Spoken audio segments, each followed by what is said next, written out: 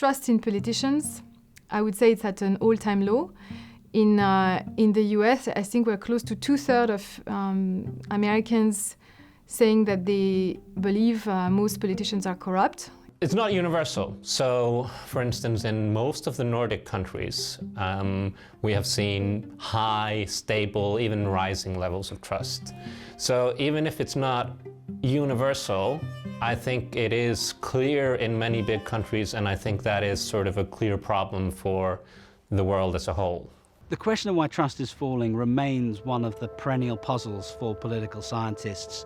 There have been claims that it's to do with citizens becoming more critical due to high levels of education. There are claims it's to do with the changing nature of our media environments, that we have more information at our fingertips to know what's going on in government. And there are claims it's to do with polarisation, that societies have become more divided, more fragmented. We're kind of defecting from our kind of traditional loyalties around social class or other sorts of political or social identities that make us more likely to be critical and negative towards politics and governments. What government used to do was keep us safe and keep us prosperous. But what government started to do, especially in the United States in the 60s, was really increase the size of the welfare state, to try to eradicate poverty, increasing expectations about the types of things that governments could do, over-promising, in a sense. And it almost created an inevitability of trust because governments actually weren't able to do the impossible.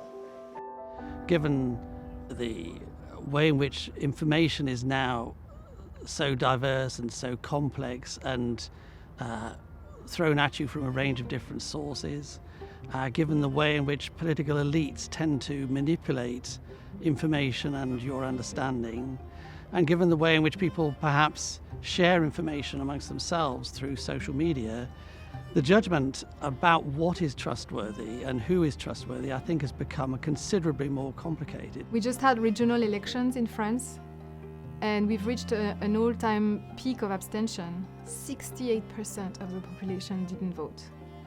Among the youth, it went all the way up to 80%. What's the legitimacy of a system where people have been elected with such a low fraction of the population?